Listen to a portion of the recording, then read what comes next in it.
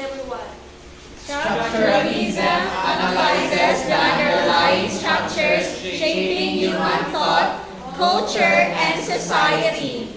Developed In early 20th century, inspired by Saussure's work in linguistics, applied in linguistics, psychology, anthropology, sociology, and literary criticism.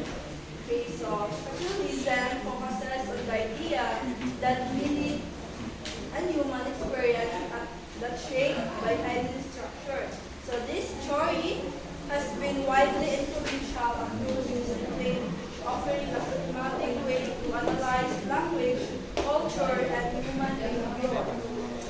So structuralism is an intellectual, current, and methodological approach, primarily in social sciences, that interprets elements of human culture by the way of their relationship to a broader system.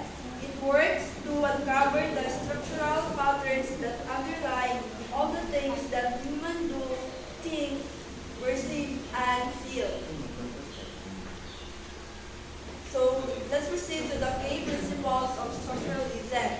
First is structure over individual. So meaning is determined by system, not individual choice.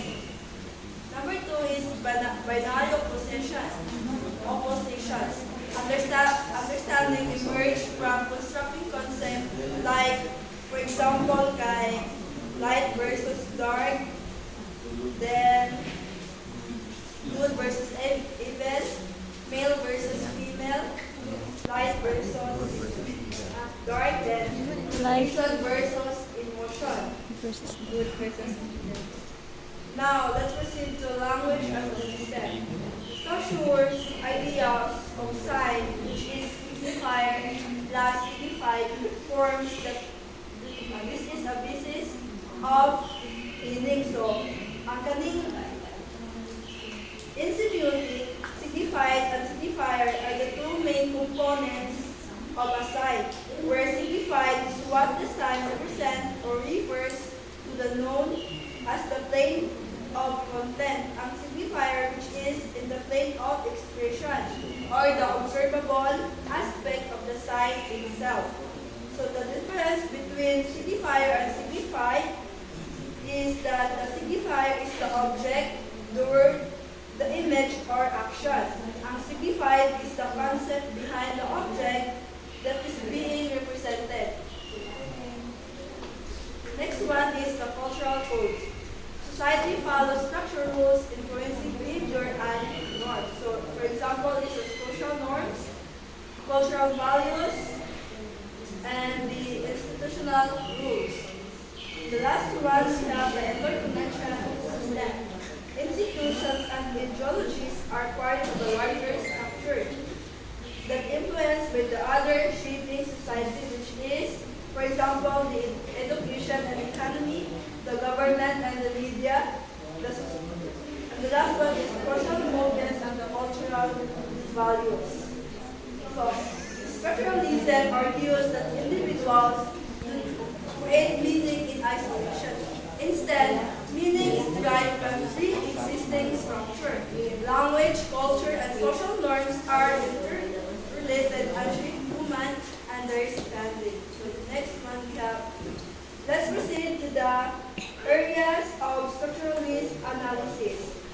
The first one we have the structuralism and linguistics. So please do it, everyone. Ferdinand de Saussure language is A system of signs. Meaning is determined by differences between words, not inherent definitions. So the key figure of structuralism and linguistics is Ferdinand de Saussure. So here, he focus and language is a structure by underlying rules and relationship, not just individual words or a sentence. Saussure introduced the idea that language functions as a structured system where meaning is solutional.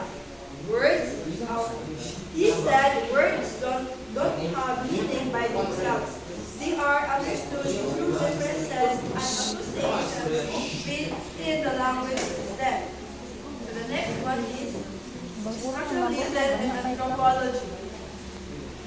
So, the key figure of anthropology is Claude Lévi-Strauss. He studied myths and kinship system, which is nag-focus siya sa binary opposition, which is ang binary opposition kay ang manong to kapag ganina nature versus culture, good versus evil, male versus female. So, Lévi-Strauss applies structuralism to myths, arguing that despite of cultural differences, myths follow universal patterns. For example of that is myths from different societies often have similar themes such as creation, transformation, and conflict resolution.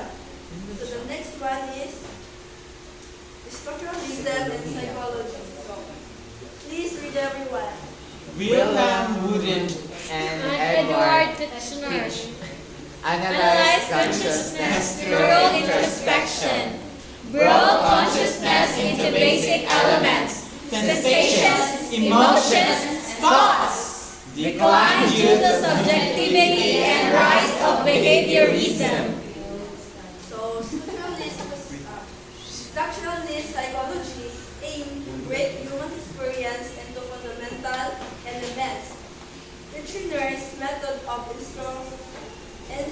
introspection requires individuals to describe their conscious experiences, but it was criticized for being too subjective and unreliable. The next one is structuralism and literary criticism. So it's follow universal structure and patterns. It's the key figure of literary criticism is Roland Barthes. His meaning is derived from structure, not author's intention. So, structuralist literary critics argue that all stories share underlying structures. Barthes suggested that texts have meaning due to their structure, not because of what the author intended. The last one we have structuralism and sociology. So, society operates through structure system. The key figure of sociology is Emile Durkheim. The social facts govern behavior beyond individual control. So, sociologists use structuralism to explain how institutions and societal norms influence behavior. Durkheim introduced the concept of social facts, external structure that shape individuals' actions such as law, customs, and religion. So, in conclusion, structuralism provides a framework for understanding language, culture, and society. It's applied across multiple fields, including linguistics, psychology,